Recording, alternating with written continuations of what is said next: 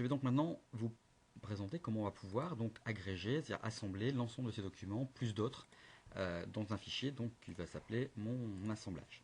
Alors ce fichier va également lui aussi avoir un système de coordonnées, hein, pourquoi pas, donc ici c'était du Lambert 2C, je vais le modifier, non, non, désormais on va travailler plutôt en CC46, qui est quand même beaucoup plus logique par rapport aux nouvelles normes, et je vais venir donc assembler mes divers fichiers. Donc on va commencer par un fichier vecteur, donc je vais tout bêtement assembler le fichier mon pays, hein, qu'on a utilisé tout à l'heure, et je vais lui demander simplement par contre de modifier la transformation, tout simplement parce que je vous rappelle que le fichier mon pays était en Lambert étendu, alors que le fichier ici, mon assemblage, est en CC46. Donc je vais cadrer quand même sur mon pays, pour que ce soit plus simple.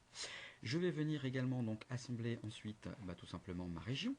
Donc ma région qui, elle, bien évidemment, de même nature, n'était pas donc vue par le même format, parce que c'est un PDF, et n'était pas non plus dans le même système, puisque c'était du Lambert 3. Et j'ai bien ici ma région qui est venue se caler par rapport à mon fichier. Troisième fichier que nous avions tout simplement donc, géolocalisé tout à l'heure, c'était donc le fichier, donc après le fichier CIG, pardon, PDF, le fichier CAO, donc le fichier ma ville. Je vais rouvrir ma ville et idem, donc lui demander en fait de faire une rétroprojection, une transformation, de façon à ce que mon document soit bien lui aussi géolocalisé par rapport à mes trois éléments. Alors, il est évident que si j'avais mis de manière coïncidente ces trois fichiers, ils auraient été chacun déplacés et positionnés à des endroits différents selon leur système de nature différente. Maintenant, on peut également, et ça c'est important à savoir, attacher un autre type de fichier, puisqu'on peut tout à fait venir attacher le cas échéant des serveurs WMS. Donc, si par exemple je viens chercher les cours d'eau, donc qui sont, on va dire ici, un alias de fichier WMS, je vais avoir la possibilité d'avoir les informations donc issues d'un serveur WMS qui sont venus donc se caler parfaitement par rapport à mon projet. Alors, on s'aperçoit ici effectivement donc, que le PDF est intéressant, mais qui peut, pourquoi pas, nous gêner. Rappelez-vous, nous avons la possibilité, dans l'explorateur de projet, de venir afficher ou désafficher éventuellement divers éléments. Donc, comme si je ne souhaite plus afficher ma région, je peux la désafficher.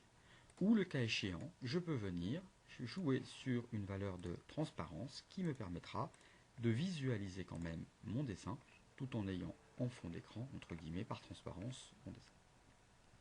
Alors mon projet se situant à Villefranche, je vais zoomer dessus et j'aimerais, le cas échéant, avoir des informations autres que le fichier CAODWG, des informations de type SIG, de type cadastral. Et bien, comme tout à l'heure, je vais revenir dans mes tâches, je vais revenir dans ma sous-tâche agrégée des données et choisir des fichiers SIG, mais cette fois-ci de type ArcView pour le cadastre. Ces fichiers sont au format shapefile et je vais pouvoir choisir tout simplement, donc pourquoi pas, la commune, les bâtiments et les parcelles, éventuellement les sections si nécessaire. Donc on va simplement dire que on va avoir également une transformation géographique parce que il n'est pas évident que ces informations soient pile au bon endroit. Mon cadastre, donc format shapefile, est maintenant calé.